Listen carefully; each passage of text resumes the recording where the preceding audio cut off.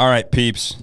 We gave an introduction. We have Luka Hocevar on our podcast today.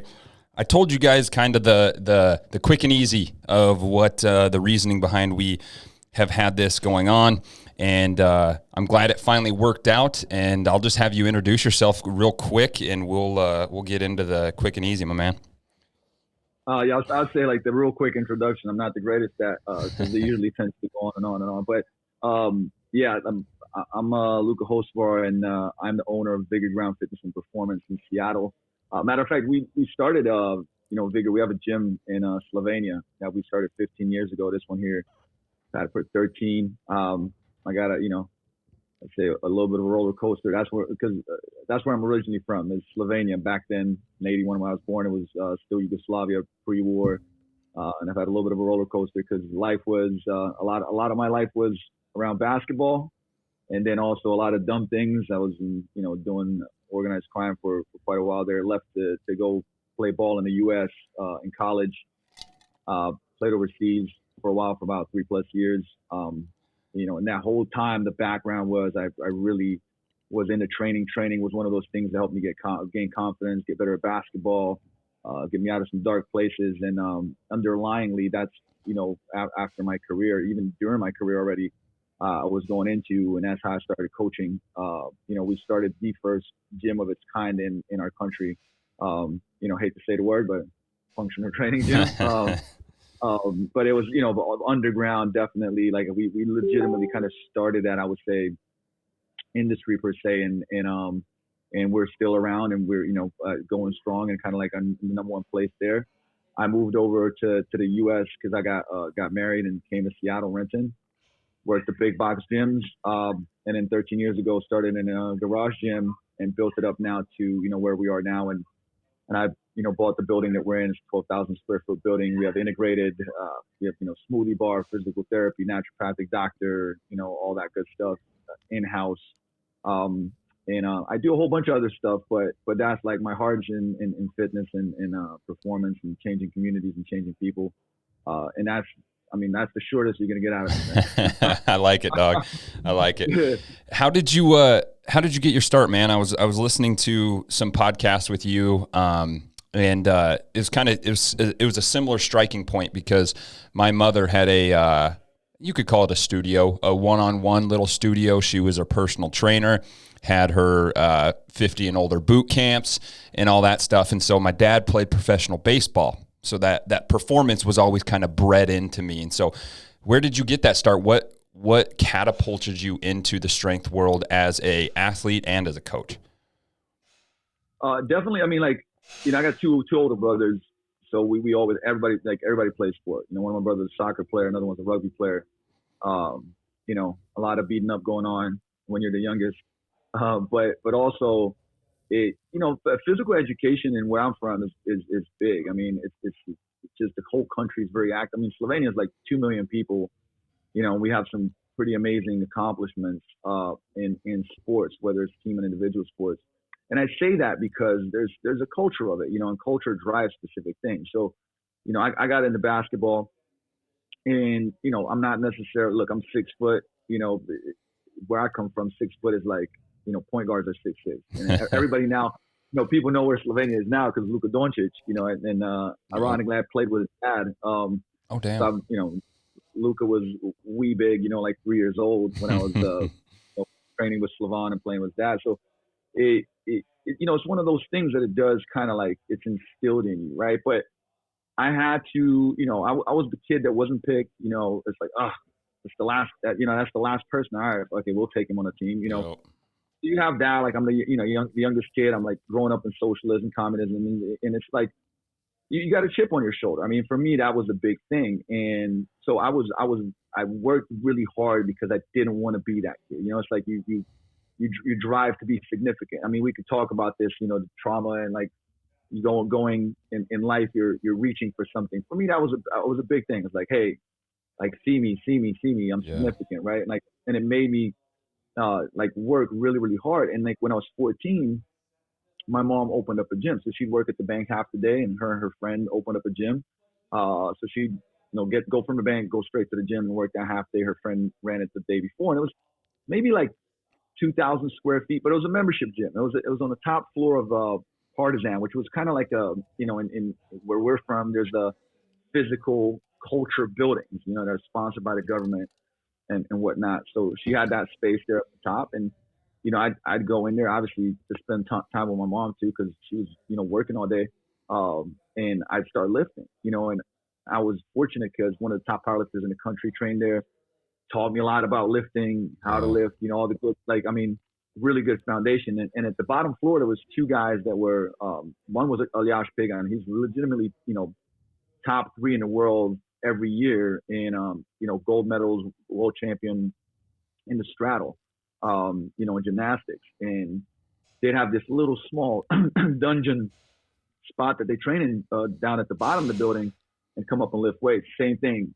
Taught me a lot of stuff. I didn't even know how good I had it, essentially, like these legendary people showing me stuff. But I bust my ass, and it's like, I was able to get on the court and be like, damn, like I jump higher. Yeah. Man, like I'm bodying these people, So now all of a sudden, I started gaining confidence. My body started changing. I started getting advantage. And also, like, I told my coach, I was like, man, like we should start training at my mom's gym, So the team started coming in. And so that whole experience of that built, like, one, it started shaping my identity. I attached strength and conditioning and performance training, to also personal improvement, mental improvement, confidence. And so that, I think at that age when you're able to go, go from like timid and unconfident and, all these different, like I would say, things that usually are negative connotations, to going like, man, like I can play, and, showing up in practices and people going like, damn, like you're conditioned, like, damn, you're butt. So that, I think that's where that kind of like seed was dropped, for me to later on, that seed kept growing inside. I attached so much of that to my success also in basketball, because I would geek out, I was studying. I mean, like I was reading Charlie Francis speed trap shit at like 16, 17 years old. Like, I mean, I was training one of the top track and field guys, Srđan Đorđević in Eastern Europe at that point in time. He was Marilyn Adi's trainer last 7 years of her career. Brigitte Bukovic, silver medalist in Olympics, 110-meter hurdles, and I was just around greatness and like, showing up and doing the work. Yeah. And so that was really instilled. So yes, while I was in my mind, I was like, I'm going to play an NBA. This is, basketball is everything. Underlyingly, like I was developing this I would say, career capital. Let's just call it, also for performance training, for fitness. So when that transition, that challenging transition of, do I call it quits as a pro athlete happened, I already had like this love for it, and even it was very, very, like, my career, I would say it started from not, I mean, it was like, I was coaching people for nothing, almost, wrote for magazines, actually became decently known before I left Slovenia, but there was no industry. Like at that point in time where I started and we started our gym there, you couldn't say, oh, look, here's this, personal trainer and he's really successful. Like they make a lot of, like, you couldn't even point to one person and say that's their only job. Like at that point in time in Slovenia, like you did something and then you were a personal trainer. You weren't just a personal trainer. It just didn't exist. You might have been a strength coach for a sports team and had a salary, right?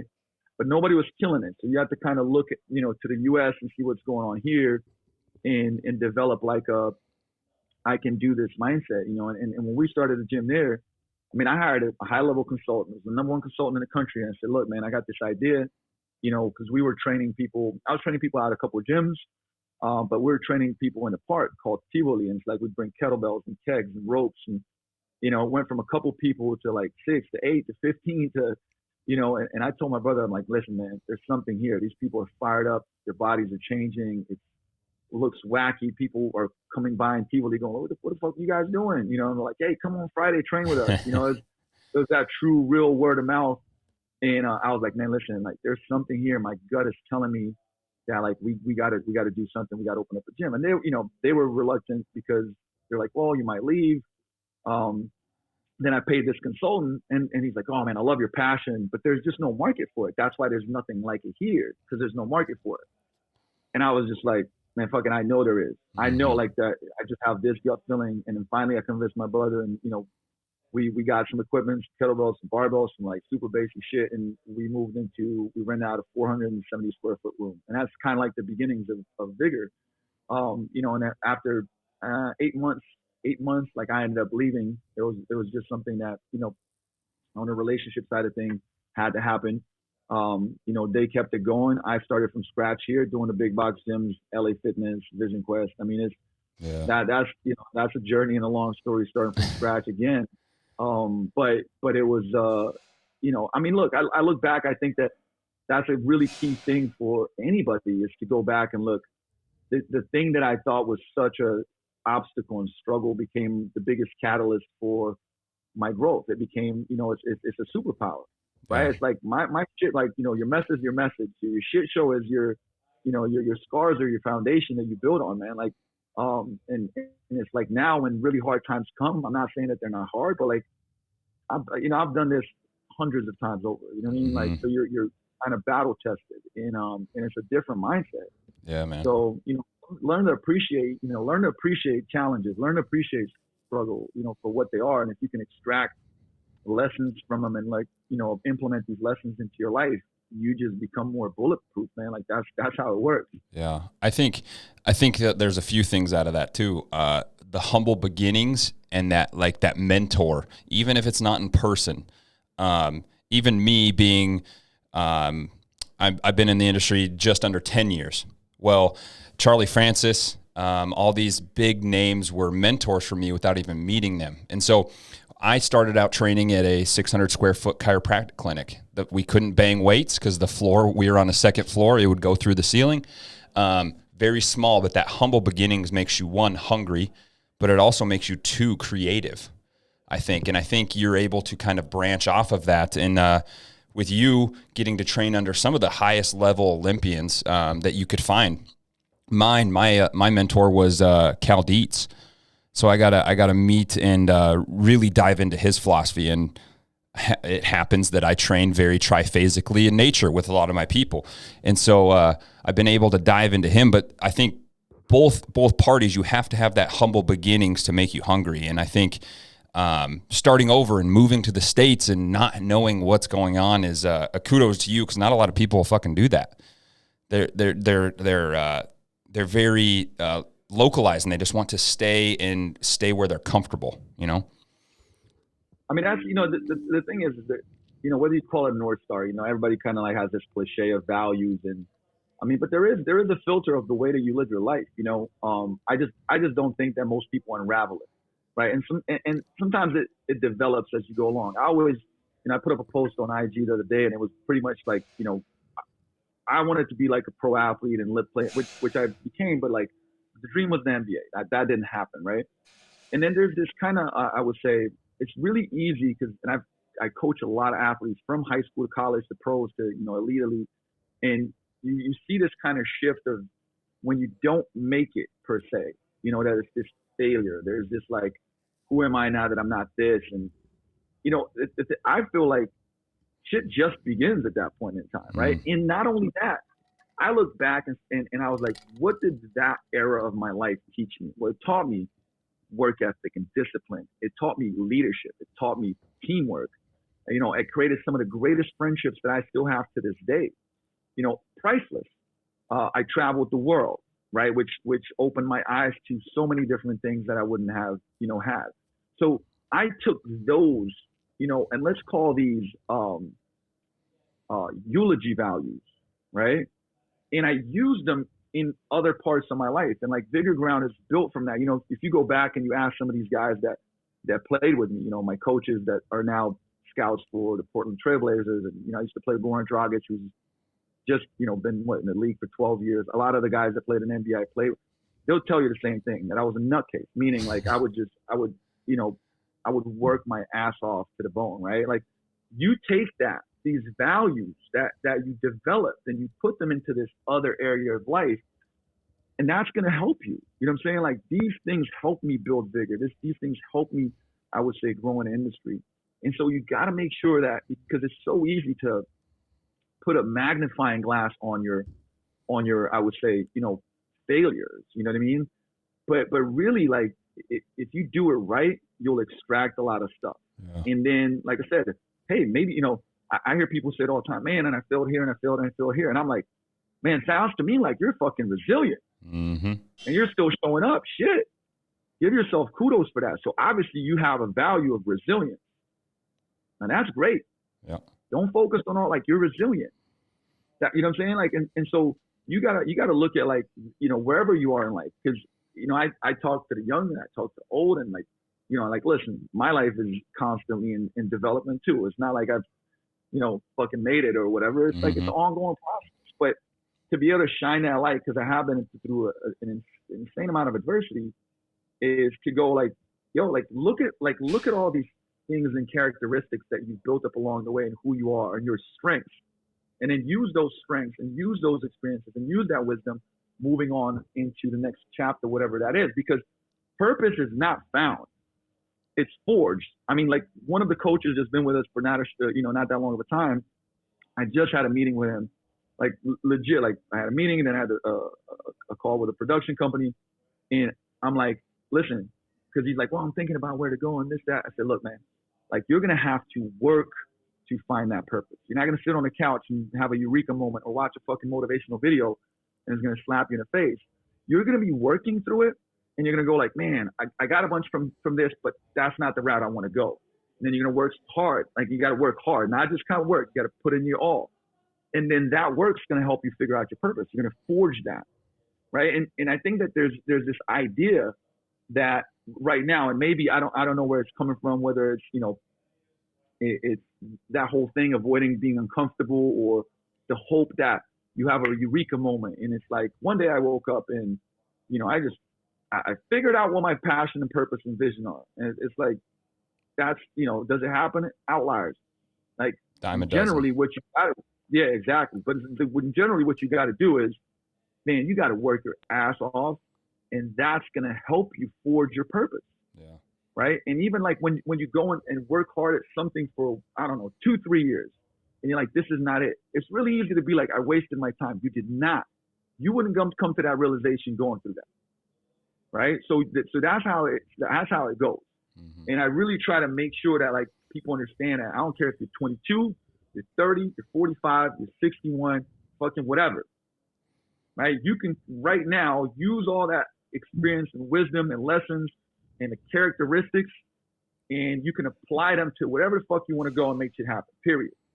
Right. And I mentioned this thing called eulogy values, and I want to bring this up, and I didn't make this up. I can't remember where I was reading about the terms, because I love the terms. You know, that today people are really, really zoned in on, I would say, status values, right? Or should I say resume? They're called resume values. Resume values are wealth, status, fame, right? Like, yay, woe is me, right? Eulogy values are things like loyalty, honor, right? Communication, being a team player, work ethic, like stuff like that. And we're just, you know, you watch social media and everything that's blasted is like these resume values, right? Like, look at me, look at me, look at me, look at me. And then when you unravel and you uncover stuff, there's values. And, like, what are your values? Because those things drive behaviors long term. Those are the things that, like, take you to a, you know, certain direction, to the North Star or wherever it's going, right?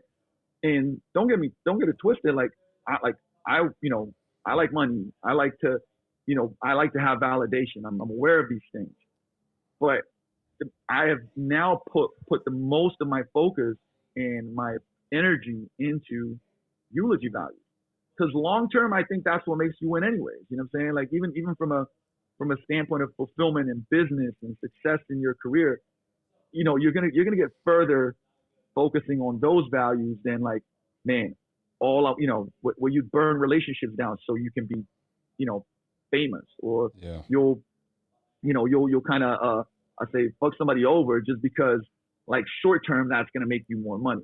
Well, guess what? That, you know, long term you're gonna burn a lot of bridges. You're gonna feel shitty about yourself, and you won't have success. So it's almost like the secret. You know, the secret is that, like, you got to focus on the eulogy values, because even though maybe sometimes it'll take a little bit longer to build, it'll be solid. Yeah. You know what I mean? It'd be like a house with a solid foundation versus one of those dope looking houses, but, like, you know, you get 60 mile-an-hour winds and it blows the whole fucking thing away. I mean, like, You can only fake those eulogy values for so long, as you said. Like, situations arise and you're going to fall to the level of your training or fall to the level of your values. And a lot of people tend to try to fill themselves with these very superficial things, and it just doesn't end up working. And I picked up a few things. We talked about sports, and we talked about this tough road. And and selfishly, this is me wanting to hear your story as well. I'm giving a speech at Power Athlete in Austin, Texas here in a few weeks, and talking about running a business like an addict. So how can we take these values, these morals that were forged in a really shitty, fucked up time, and how can we apply that to the business? And you talked about this reputation that you have of being psycho, just go, go, go, get it done, move forward. And I think a lot of mine, and I want to hear from yours most importantly, but a lot of mine came from that addict mindset. Like, I can't waste a minute. Like, I got to get high. I got to get fucked up right now. I have to do this right now, and I'll do anything that's in my way is now not in my way. And so getting to that end goal has helped me more than I know in business, because it's like, all right, the work has to be done. Might as well do it now, So a lot of this, I'll go into my story later. It's not important, but just addiction through surgeries and sports, and get all the way through heroin, running drugs, all that stuff. So it was pretty bad. But I wanna hear what that shitty time of your life that at that point seemed bad, but has taught you more than anything. I think that, it's one of these things where, like for example, to touch on a point, right? Like, I learned, when I was like selling drugs, for instance, right? It taught me a lot. Now, look, it might sound like we'll have this conversation. It's not one of those things where you go like, hey, everybody should do that because you're going to get all these things from it. No, do I regret things? I don't know. Like, looking back now, like, it's all these things made me who I am, right? But man, like, hustling in the streets, I tell you what it teaches. It teaches you business. It teaches you communication. It teaches you like learning about people and body language and awareness, and like, it teaches you so much practically that no school can ever teach you, right? Now, does that mean that you should go and do that? Not necessarily, but like, when you talk about these things as far as like an addictive personality, like, you can, I would say, direct that into something positive, affecting other people's lives. Like I said, building a business that employs people, that changes people's lives. Now, you still might have that addictive personality, but you're using it for something different. It's the same thing for me. It was like, I was in organized crime, but to do that, like, you have to have certain skill sets, right, to be successful in it. So for me, it was like same thing. It was like taking these skill sets and going like, hey, I want to tip the scales of karma in my direction, because I don't really, after doing that for a long time, I don't feel good about that. Like, deep down inside, like, I'm not fucking helping people, and like what fitness gave me is the addiction of, like, when I started getting feedback, like, yo, you helped me with XYZ, and like, changed my life. I got a high off of that. So I started getting addicted to that. And I was telling Tyler downstairs, I said, listen, man, I've been doing this for a long time. It never gets old. It never gets old to hear or somebody share with you how you helped them. I don't want to be like, we did it. Like, we helped and we were there as a guide to help them transform and change their life. Like, I'm addicted to that, like fucking the dopest drug in the world, and that's a good addiction. Now, there's an other side of this that, like, what you mentioned, which is the things that can be your strengths, is like, too much of it can also then start becoming your weakness and your enemy. And, I regularly used, I would say, work as my, there's different ways that people, I would say, sedate, and like I said, drugs are one of them. And I've been on I would say, many years of that was my kind of escape, travel, party, drugs, a lot of it. And you find different sedation techniques. For some it's food, for some it's sex, for some it's like being on this all day long, like social media, right? Like, there's so many different things. One of my outlets was work, right? And like this belief, like, nobody will ever outwork me. And I still have this kind of belief, but that can also become a problem now, right? Because I'm always like, now I'm always working. No, I got a little bit of free time, fucking work, right? Instead of maybe taking a break, going to get a massage, go hike in the mountains, which I do now. But I'm saying that like it became a vice and a sedation technique, and it didn't necessarily help me, right? Whereas like being the hardest worker, absolutely a great characteristic that's helped me get far. But there's certain points of time in your life, whether it's you're developing a relationship with a significant other, building a team, like you have to think more and scale things and be more strategic. That's not going to be the thing that's going to get you there. Like I can't work harder than I've worked. You know what I mean? Like there's a limit to it, right? So now it's like I actually got to be like work, cliche as it is, work smarter, and like working smart is hard. So that's what I connected now. It's like, hey, listen, thinking is one of the fucking hardest things there is. Create that space and go like, man, I'm busting my ass here, but I could back off, have somebody else that's better at this than me do it, while I put more of my energy into these things that only I can do. Yeah. Right. And like, that's fucking hard Delegation. For me. Like a blue collar, socialism guys, like I'm going to grind this fucking thing out. And it's like, those are huge aha moments in life, that I'm still some of them learning, as I go, because trust me, there's stuff I got to, give away and hire. And like, and once again, as I build teams and relationships and things like that, things change.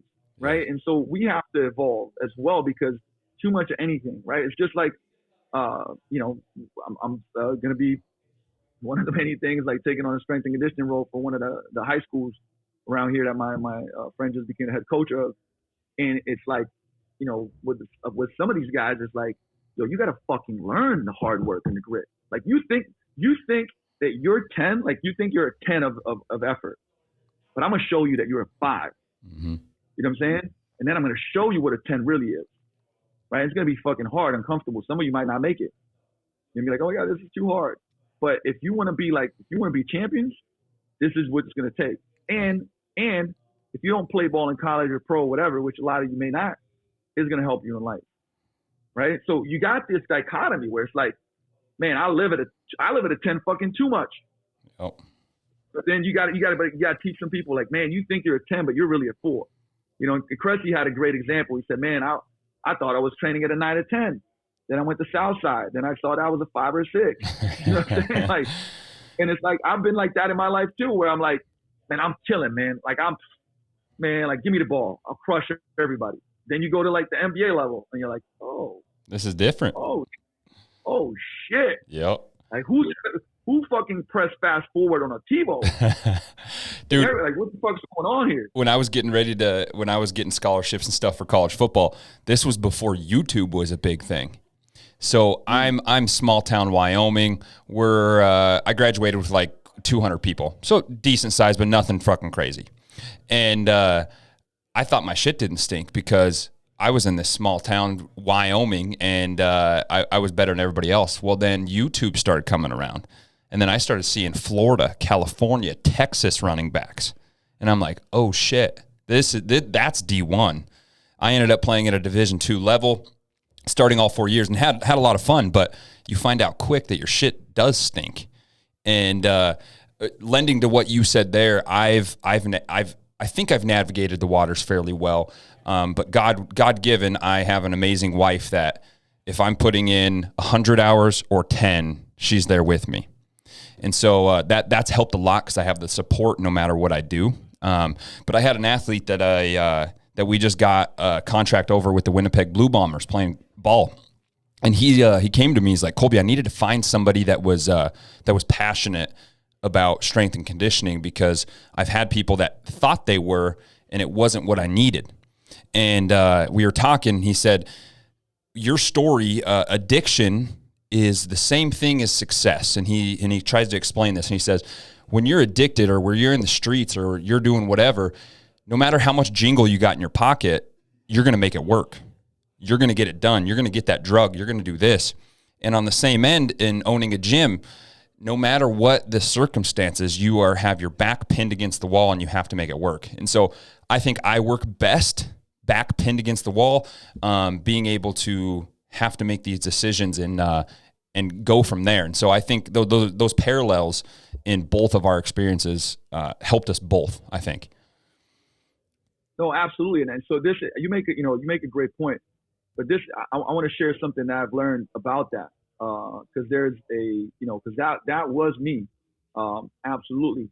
But here's the downside of that can be a huge catalyst if you realize it. I started realizing that like, that's the way that I work best. And what I started doing too, unconsciously, was creating scenarios where my back is against the wall. No bueno, right? Because it's like there's really like, and a mentor of mine taught me this, where it was, there's scarcity and then there's abundance, right? And I thought those were the two things that existed, right? So when I actually was like back against the wall, make shit happen. Okay, cool, business is doing well, blah, blah, boom, now I'm in abundance. And in abundance, I was like, okay, like I need to be back against the wall again, because that's where I work best. So I'd fuck some stuff up. Boop, back to scarcity. Let's go. And legitimately, this was the cul-de-sac of my life. Now, it might happen in different areas of life, but I keep doing it. And it taught me, like, so then, like I said, when a mentor said, Luka, scarcity, abundance, you keep doing this shit because it's like what fires you up, because it's what you know, because it's who you are. But you don't realize that right here, there's a third thing, and it's legacy. Legacy. Once you get to abundance, there's legacy. You don't have to go back to scarcity. Like, you can work for legacy, and that's all the fucking fuel you'll ever need.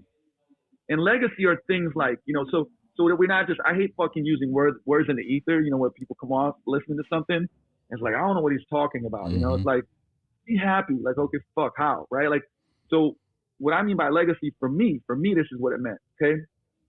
I have fulfillment by, one, helping people change. I'm extremely committed to the community. We've done close to 700 charity events. I'm involved with more things that I can, say, things that better our community, and where I live in Renton, things weren't very good when I moved here. Things are a lot better. It's a very different place. I would like to think that our business, myself, has had a very positive impact on this community. Those are things that are legacy, right?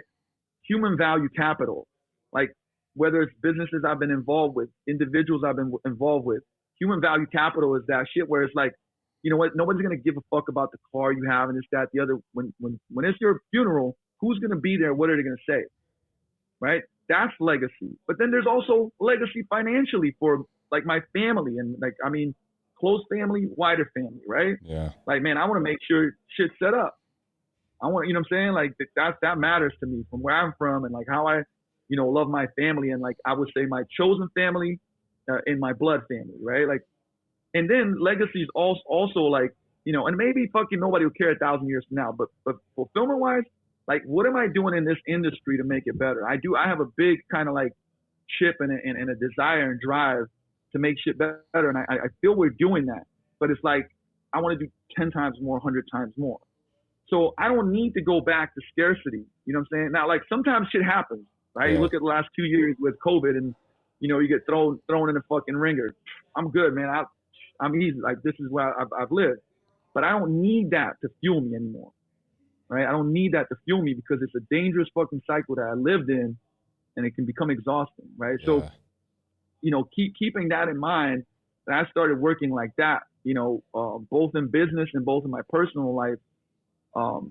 Put it this way, it saves a lot of burnout and a lot of subconscious decisions that can sometimes put you in a corner, if that makes sense. Yeah, man, I really like that. I took some notes while you were talking. I really like that. Who was that mentor of yours? Do you remember? It was Garrett. It was and in that scenario, it was Garrett J. White. Like I was part of Wake Up Warrior, like in the beginnings for years, which I don't know if some people know what that program is. It's a really big program now, and cool.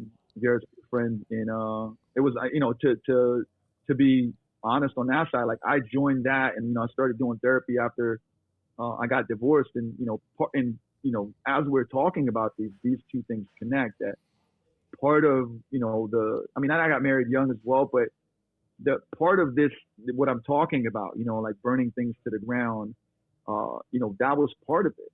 So I like, once that was a very, very hard thing for me, obviously, divorce emotionally. Like, I mean, I've been through a lot of stuff and, crime and war and all that stuff, but emotionally that was like probably the most challenging thing for me. And so I knew at that point in time, I was like, yo, I need help, and that's a hard thing for men to do. For sure. Especially the way I was raised and where I come from, it's like you just fucking tough enough and you shut shit down and you go. But I knew at that point in time, like I was successful on paper, and I woke up and I was feeling empty. And obviously Garrett was one of the people I reached out to that for that specific program. Also, like I said, I went into therapy, which for me, you would ask me that like years ago, I would have been like, what? Fucking insane. Like, do that, right? But it was the best thing. It was the best thing that I could have ever done. Very, very, very challenging to work through. I would say things that I needed to work through, and it's an ongoing process. Like the way I look at therapy now and help, I feel like everybody should be doing it. Yeah. Regardless of if you have a capital T trauma or just a lowercase T trauma, which we everybody has. But it's like, it doesn't sound crazy. If you tell somebody that you're going to like, yo, I'm going to go to the gym. Why do you go to the gym? Therapy. I want to improve my performance, my strength. Like I'm working on my physical capacity. Okay, cool. I go see a therapist. Oh, why do you see a therapist? Ooh, what's wrong with you? Motherfucker, I'm working on my mental capacity, my emotional capacity. You know what I mean? Now, obviously, there's other ways to do that, whether it's reading and exercises. And there's a lot of different things, obviously, that can help you with that. I think that you can do individually. But there are times where like, you need that guidance and support, just like, people hire us as coaches to give them that guidance and support with training and nutrition and lifestyle changes and behavior change. And I think it's critical. I talk about this so much now because, there's so many people that have reached out to me, whether they listen to a podcast or an episode, and we're like, man, like, listen, I hired a therapist after I listened to you, because there's this mentality like, oh man, you got your shit together. Like, okay, Yeah. like it's a work in progress always, but I wanted to share that and be like, man, like that changed my life. And but it wasn't like you do it and it changes your life. Fucking it's work. You know what I mean? Like, Yep. but it does change your life. And if you keep running into, if you're a person that says things like, oh, I always, fill in the blank. Oh, I always push people away. Oh, I always fuck things up. Oh, I always did. Okay, cool. Well, let's stop that, but stop it by figuring it out and getting support. Yeah. And support can be a lot of different things, right? I mean, it can be, like I said, AA groups. It can be therapy. It can be consulting. It can be, like I said, a Wake Up Warrior was essentially mentorship, but it was, a lot of other men like that, a lot of struggles, successful in one part of life, fucking up things another part of life. That's what drew me in, because it was like people like me in a sense. And it was the beginning of a journey that is completely transformative. Like what I talked about strength training and how that changed my life, and basketball literally saved my life. I can 100% say that, because I would be doing dumb shit in the streets if it wasn't for ball.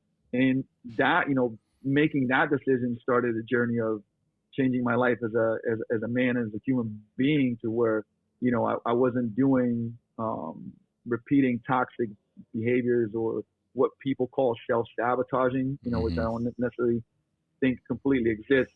You just behave in line with your beliefs.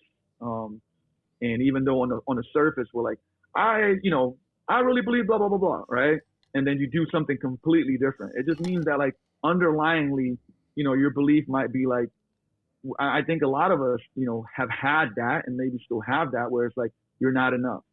Good things happen to you, fuck them up because you don't think you deserve them. So you gotta explore that and change that shit, and it's been a process in doing that. But I like talking about this stuff because, look, I'll geek out. We could talk about strength training and we'll go for a week straight, and I don't even need a sip of water, man. Like, right? But and I love that. And we talk about business. I love that. We can dive deep into that. The reality is like that if you don't check yourself, if you got shit that you're not solving in here and in here, man, I could give you every strategy and tactic and method. You know what I'm saying? You're still not going to use it to its maximum potential, because there's something in you that's stopping the process, that's stopping the progress of your life because of belief systems, right? Mm-hmm. So, that's the type of shit that I do a lot now. Like whether it's even like, the highest level athletes, and you'd be like, oh man, they don't have this. Yeah, they do. Yeah, they do. We all got these editors in our head and past stuff and filters, and we got to keep working on it. It doesn't stop. It never ends. It's just part of the process. Yes, sir. I went to, I go to counseling as well, like a therapy-esque, a little bit of a group. And when I went to addiction treatment, I went to treatment twice. I went to rehab twice. And the first time was nothing but, I have to do this. I wasn't trying to change anything. And I think people put too much faith in this system or this superficial just therapy. It's going to fix me. And it's the same concept of sitting on your ass and having an epiphany. And the second time around, this therapy was, I would say, an inferior product to the first one that I went to. It wasn't as great, but my mind was right. I was ready to accept it. I was ready to take on that role because shit got weird. And I talk about, and I don't like talk because I had addiction all through my family, man. I don't know if you had that at all, but I hear this, everybody has to hit their rock bottom. And I don't 100% agree with that just because maybe I'm an anomaly, but I see people turn around at the fall of a hat, dude. And it's instant. But so I call it the oh fuck moment. Like what happened that you said, hey, I gotta change it. There's something going on. I know there's something bigger.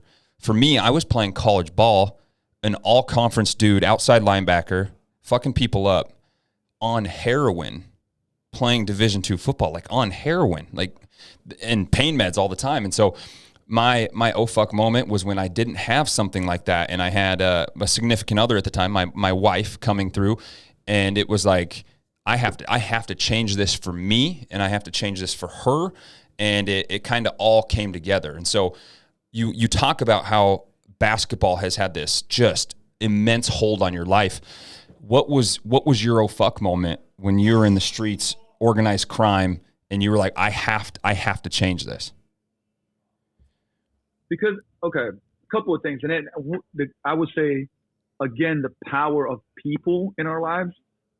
My basketball coach was still, I was just, when I was home in Slovenia just weeks ago, I still meet with him, like we meet or we talk, we meet, like, and it just shows the power of that. But, he was one of the people that knew what I was doing. I mean, his ear was on the streets. He kind of knew, but he knew, like, ball was like my heart, you know what I'm saying? Like, the best way you can hurt me, don't play me, you know what I'm saying? Like, and he knew it, and he was like, yo, like, you got to, first of all, because I'd be like, I got to a point where, like, I'd come late to practice, which was so unlike me, because I'd always be early, be there an hour early, already practice and stay late, all that good stuff.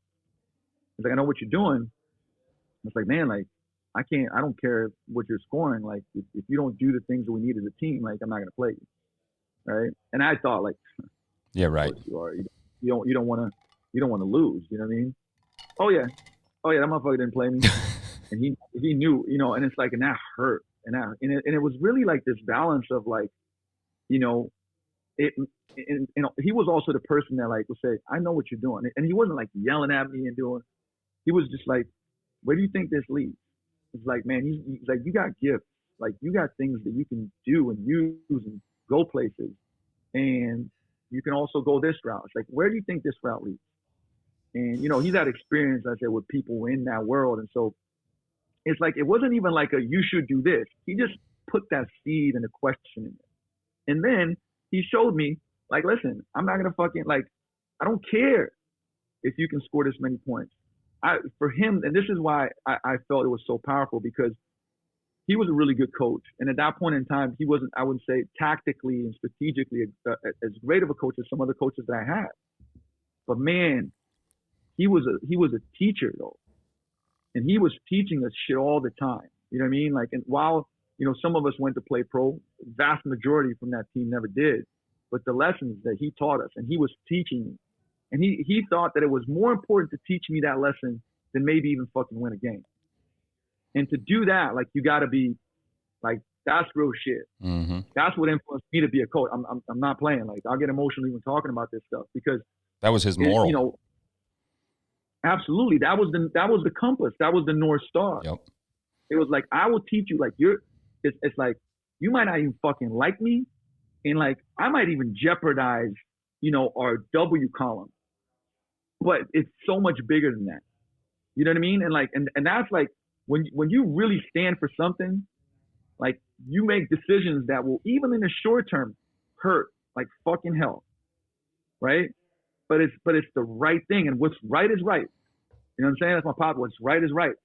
And that's hard, right? Because we want to, like, be socially accepted, and we want, like I said, and we go back to these kind of like resume values, fame and status, and like, I want to be liked, and right. And he basically would put his foot down and do the shit that was hard, but it was better. And like, that's, to not even go deeper into like that last year, just a lot of things started happening, like from getting shot at to like interrogative jail to like all these different things where, it started being like, shit, like, if I keep going this route, like, what happens?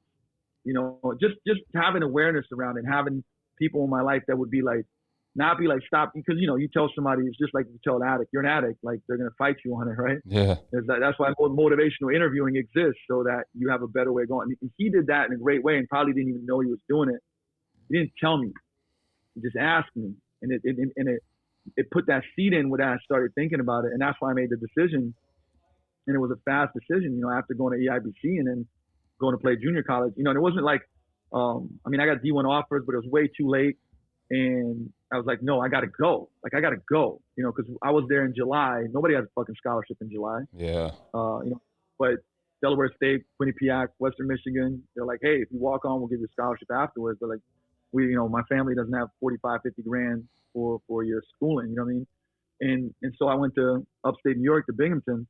It's not the place you go, let's say, to D2 JUCO, because it's like, yeah, and I was already playing pro ball. I was playing pro basketball, like, getting paid, you know what I mean, under the table and shit. So, but I knew, I was like, all right, I can do school, I can bust my ass, I can play ball, and that influenced it, and whether that's the oh fuck moment. Sometimes the oh fuck moment comes like a punch in the face, and sometimes it's like chipping away at you, right? It's like a couple things here, a couple things there, a couple things here. Yeah, and then it's like all of a sudden, like, you become more aware of it. That awareness grows, right? Because if I put a magnifying glass on something, it grows. And that's what like happened to me, is like these realizations, these things that kept happening. And I was like, man, okay. And I had enough awareness to be like, and to just stop and be like, there is no good place that this goes. You know what I mean? Like, no good fucking place that this goes. And I just had to make a call. And I mean, it was like I come back from, Jersey, from EIBC, and I'm like, hey, yo, I'm going to go to school in America. Everybody's like, what? I mean, some people weren't too surprised, but majority of people were like, whoa, what the hell? And it was like, I just knew that I had to, that was the best decision for me from a standpoint of even, like I said, like, long-term future, and not, not getting into the shit show of where I was at, So, the thing is, signals are all around us, man. Like, I think that sometimes you fight them off, like a conversation. Like, I have these conversations all the time, but like just this morning, with somebody that I really care, very, very deeply about. And it's like, they'll say, I know this, but I'm afraid. Right. But it's the thing is, the fear most of the time is the thing that you should do. Mm-hmm. Right. You know what I'm saying? It's like leaning into that motherfucker with courage, because very rarely, we're not talking about fear. There's a gun to my head. There's I'm going to go bankrupt. It's like, it's actually the fear of, like, letting go, and like the fear of, because you're comfortable, you know what I'm saying? Like, and even though even though you don't like being in that place, that place. Yeah. Right. And humans hate uncertainty. Uncertainty creates anxiety. You know what I mean? And so we find ways to just, whether it's through sedation or whether it's like, I'm not gonna make this decision because and then you fucking make up some narrative that supports that fear. Mm-hmm. Well, I didn't do it because fill in the blank. But the vast majority of the time, it's like, that's what's your gut tell you. And I know it's like, once again, it's one of those things, like, our gut is there for a reason. You can go and dig deeply scientifically about why we have gut feelings and everything. Like, PN level 2 is great, read polyvagal theory and the body keeps the score and all these different, like our gut, it's there for a reason. You know what I mean? And if it keeps telling you stuff like, man, like listen to that motherfucker, you know? Yeah. Yes, there's gonna be fear involved, but like you can make decisions and still be prepared. You know, like I call it a realistic optimist, right? Like I think if you're an optimist in life, your life's better, right?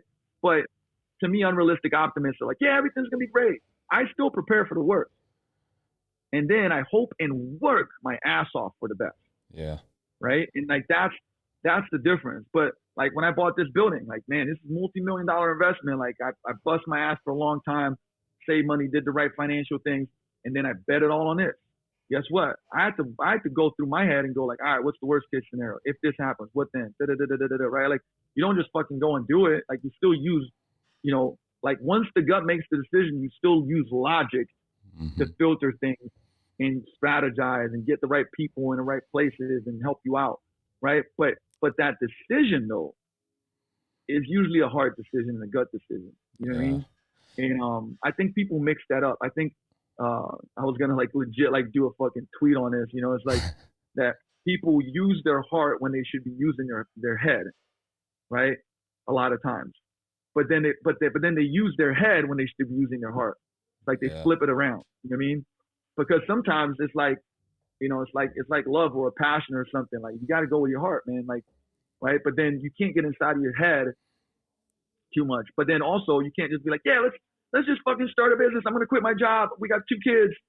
Who cares? We'll figure it out. Like, no, you got to use your head, right? Yeah. So it's kind of like finding that balance that you're not twisting those 2 things around. Yeah, I'm interested in what you think about this. What both of us made it out of some of the shittiest places that this world has to offer. Okay. What is the difference between someone like you and I? We don't have it all figured out, but we made it to a different destination.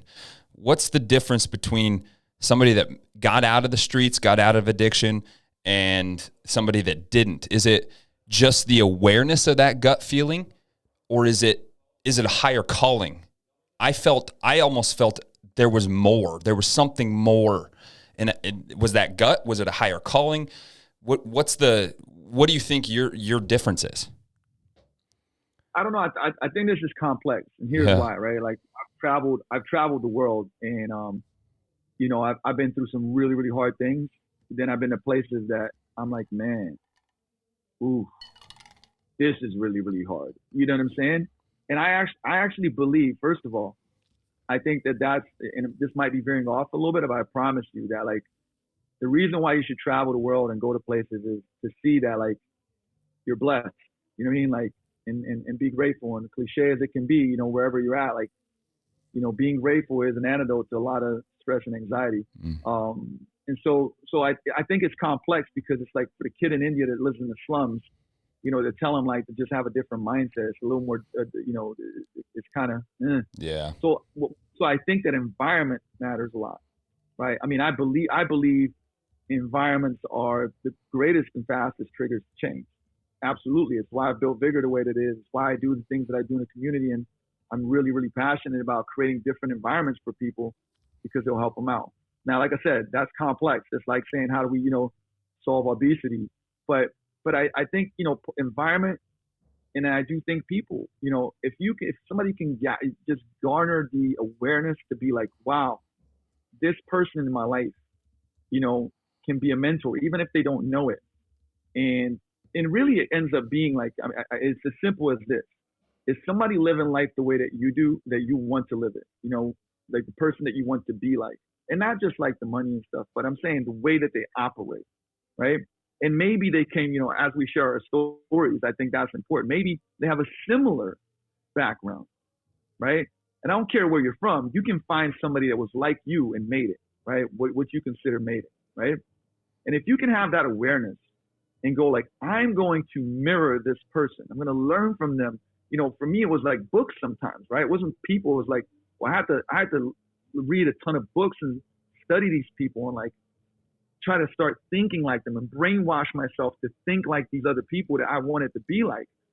Well, that's available to you. And I think that If you can just have enough awareness to go, man, like that person, like, yo, he has great relationships. He treats people well. He's successful in his career. He's fit. Let me see what he's doing. Oh, shit. Oh, I'm not doing that. Man, maybe I should start emulating my behaviors more like that. You see what I'm saying? Like, Yeah. we are like, you see, you do, right? I look up to you like parents, right? And it's like, I see my parent doing this, I'm going to do that because that's my hero, right? And so if we can find that in our lives, whether in it, obviously the absolute best is face to face, skin to skin, mentors, coaches, communities, groups, environments, the best, right? Mm-hmm. But it can even start as, like I said, books, videos. I mean, we do live in a world now, like I go to a lot of inner city schools and I talk about, like I said, success and entrepreneurship. And, like I said, whether it's Race Academy or for whatever else that like I get involved with. And, my question to a lot of these kids will be like, cause I purposely go like, yo, listen, what are you guys listening to? What's your favorite track right now? Oh man, like boom, boom, boom. They're going on the phone. They're like putting like, stuff into YouTube. I'm like, yeah, that's my shit too. I love this. And then we'll get into the conversation. Like, what do you want to do? Who do you want to be? Oh man, I want to be digital creative. Like, I'm going to start my own podcast. I want to do this. I'm going to be, right? And a lot of times they're like, yeah, but I don't know if I can do that. I say, okay, cool. What do you say you want to do? Digital creatives. You want to learn how to edit videos? Yeah, that's what I want to do. Okay, cool. Boop, boop, boop, boop, boop, boop. YouTube. 150,000 like fucking searches found. Free. You can go on your phone and like legitimately watch thousands of hours of somebody teaching you how to do that for free. Yep. And you can download the app that's free and do it on your phone for free. But it takes effort, it takes focus, it takes your time and energy, right? Yep. So you have the resources. And sometimes even when you don't have the resources, another conversation I just had with a coach, I said, man, Luka, I don't have these resources. I said, be resourceful. All right, let's look at what you can do. All of a sudden, 15 minutes later, we got a bunch of solutions, right? Because deprivation creates innovation. And I think I'm going to give that to Dan John, if I'm not mistaken, right? Mm-hmm. He didn't have all these resources. So they were fucking throwing med balls against the wall. And he was like, man, what I realized is that the people that had the field for the hammer throw, they threw that shit and had to walk for it. We got way more reps in because we're throwing a fucking thing at the wall. Deprivation creates innovation, right? So it's legitimately one of the kind of like most simple and basic and like things that like mentorship and communities, right? Because we're social creatures. So we are going to adhere to the standards of the tribe. Yeah. So surround yourself with a tribe. And sometimes, so, to me, it's like my books were my friends, you know what I'm saying? Like that was like, oh, this person, like they're not imaginary, they're real, but they're maybe not my friends, but I read about it all the time. And I'm going to adhere to these standards. I want, hey, you want to be, I'm not a parent yet. Like, but I want to, like, I surround myself. I'm like, man, I love the way that Mike fucking, like the way that he treats his kids, the way, man, I'm going to watch that. I'm going to ask him questions about it. I'm going to learn from him. So when the time comes, right? Like we have mentors everywhere. Sometimes they don't know that there are mentors, but if I could say one thing, that would be it. Yeah. And yes, it's complex, but let's not, I also don't want to be like, it's complex, and, it depends. Well, fuck no, do these things. Mm-hmm. Do these things. Read books from people that are smart and achieve some great things and that know a topic. Learn from them. Surround yourself in communities. Go to seminars. You know what I'm saying? Like, to me, it's still wild. I put on, the Big Around Fitness and Business Summit, which is in 2.5 weeks. And it's like, the people that are coming to speak at this are the best of the best every year. And, there's thousands and thousands and thousands of coaches in Seattle. And like, man, the last time we had it and sold out was like, there's people, from 14 different countries. There's like 25 people internationally, people from Canada, people. And it's like, maybe 25% of people are from Seattle, if that, maybe not even that. Right. And it's like, I'm not saying this to be judgmental. I'm just saying like, yo, that's an awareness thing where it's like, you could be there connecting with these folks, like right other coaches. They're like, absolutely. It's wild to me. You know what I'm saying? Like, because somebody will say like, well, I'm like, yo, you know what I had to do? I had to travel to different countries and I was broke, you know what I'm saying? To learn from the folks.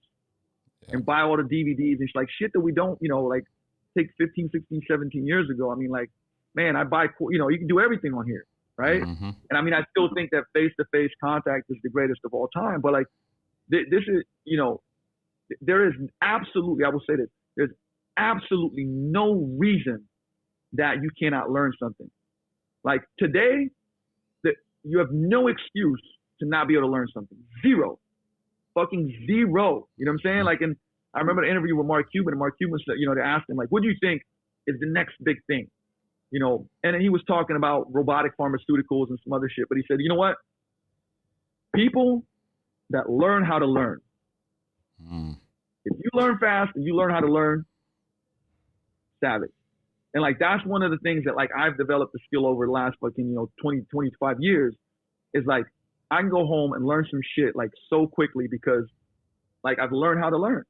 I understand the principles. I can take that shit and apply it so fast because my whole life is like, I'm practical all day, practical in business, practical in training. So it's like, learn how to learn and you'll be able to adapt so quickly that it's such a competitive advantage. But the way you do it is the way what I'm sharing right now. Put yourself in the right environment, around the right people, reading the right books, listening to the right things. And like that will change your fucking life. It might take some time, but it's going to change your life. Yeah, dude. The overarching theme of this podcast and then everything that I've heard you talk about is fucking people. It all boils back down simplistically, cellularly on the 1,000-foot view to people. Every single thing. And it's whether it's impact or learning or business, whatever it is, it all boils back down. And it's pretty cool to see every conversation we come back to is we can elicit change through people or they can elicit change in us. And so that's pretty empowering. And to I know I want to pivot to something because you have plenty of podcasts. You get to talk about business and marketing and branding and all this stuff. And this was just off the top of my head, and I wanted to go through this rabbit hole a little bit before we wrap up. But in United States, and maybe it's more regionally from where I'm from, but you grew up in pure and utter communism, socialism.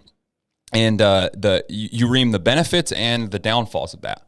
Well, a lot of people have this narrative that we're starting down a slide. We're still at the top of the slide, but we're starting down this slide in our everyday lives of it could be a slippery slope into socialism, communism.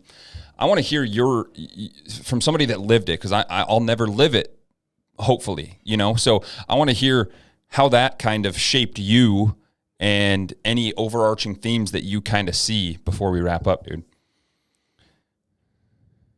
I feel like, I could actually give you like, when you grow up, so there's like this whole, like, this is all you know, right? And sometimes you don't understand anything until you don't get contrast, right? When I was 7, we moved to London and it was just like, I went into a different universe, you know what I mean? And then I moved back, like, when I was 11, moved back to, right kind of like when the war started / the war in Slovenia was short, but the war in the Balkans was long, was 7 years long. And so I got the contrast of it all. And so growing up in like socialism, you don't know anything else. Yeah. So I couldn't even tell you like, it's like, oh, it's horrible, right? Like you're a kid, like you don't have a lot of, like, you don't understand it. Now I go to London, I come back. Now I got contrast. Now I'm like, damn, like you want to be able to create, and that's one of those things where it's like there's a damper on stuff. And look, Slovenia still has I call it the tentacles of socialism. We're a democratic country, we're capitalist, but there's still tentacles of socialism. You know what I mean? And so like as a person, and like I love my country. I'm a patriot and stuff. I love America. I'm like, you're never gonna hear me be the person that's like I love it. You know what I'm saying? Yep. It truly is. You bust your ass, you can make dreams come happening. I think you can make them happen anywhere, but I promise you, like, it's harder there. There's a damper on certain things. You know what I mean? Yep. And so with that said, like having contrast, like I wouldn't want to go back there because we are made to. I believe that we're made to express ourselves and to create and to not have limitations. And I think that that's how we've developed these amazing things, whether it's like Elon Musk, trying to go to Mars and like we could, talk about all the fucking crazy and amazing stuff that's been created. Well, that happens without, when you remove boundaries. You know what I mean? When, and like, yes, and once again, this becomes complex. Do you need guardrails? Of course you do. That's why there's laws. That's why there's this. That's why there's that, right? Like, but at the same time, you don't want to get the guardrails for that. I promise you that. You know what I mean? So I feel like you can extract positives and lessons from everything. Yeah. And once again, I feel that like I have, now I look at it as an advantage. I look at advantages from coming from that. I do. I legitimately do. But does that mean that's the best for society? Does that mean that's the best for people being fulfilled and happy? And like I said, it's never black and white. And if anybody doesn't like read and follow Naval Ravikant, I would highly recommend it. He has a book. It's actually not written by him, but it's kind of his philosophy. It's called The Almanac of Naval Ravikant. One of the greatest, I would say, venture capital investors of our time. He's kind of like a legend in that space. But, he said it's a problem, and I completely agree with this, right? Like I hate getting political about shit. This is more of a principle point. If you go and say, I love everything because I'm a Democrat. Like I love everything the Democrats are doing. I'm a Republican, so everything the Republicans are doing, everything the Democrats say is stupid. Then you're like, what you are is you're a fucking follower that doesn't think for themselves, right? Where I can look at that and go like, oh, that's actually great. That's a great idea. Mm-hmm. That's a great idea too. Why don't we combine these things? You know what I mean? Because you just fall into camps, and like we have to be better at critical thinking. Critical thinking is not taught in schools. Critical thinking is something that honestly, I think it's kind of almost worse than ever with the kind of this dilution of, social media and targeting and, the psychological shit show that can happen. And so, I think that's the challenge too, to be able to go, I could look at socialism and go like, hey, there's these good things, right? Now, is there more bad things? Yeah. You know what I'm saying? Like, and so that's like, and how do you make a better community? Even like on a like, forget about like the country and America and this, that. How do you make, like, for instance, like when I look at like renting, right? Like where I try to influence as much and persuade in a positive direction, people and businesses and everything else. Well, you learn from the things that are good and you try to piece them together. And if I don't know what people want to always give everything a name. Oh, you're in this camp or you're in this camp. How about like, I just want to make shit better, right? Whatever the end target is. Okay, we'll make more money, influence more people, do this, that, the other. So I think if you can learn that and not fall, prey to getting pulled like, oh, well, that makes you this, and that's what we kind of live right now. And I try to stay away from that, meaning like I will not get pulled into a camp. I try to like keep like, what is the outcome that I want to achieve? What's the North Star that's guiding me there? And then learn from everybody. And not just because I hate some shit about something doesn't mean that there's not something I can pull from it. You know what I mean? Mm-hmm. And I think if if people had that perspective, that they'd live better lives and they'd improve more. Because I've been to some places that like true real third world countries, and there were some beautiful things there, man. Like it taught me a lot of now does that mean that I would want to go like, hey, everybody, hey, let's do this and create massive poverty and people with no food? No, of course not, right? But there's lessons that can be extracted and be like, man, but you know what, but they got this right. Yeah. So how do we do that? And sometimes there is no answer. There's a question, and you got to live that question, right? And to me, living that question is like you're working to answer it. You know what I mean? For sure. So I don't know if I'm getting too philosophical, and it feels like I popped a mushroom right now.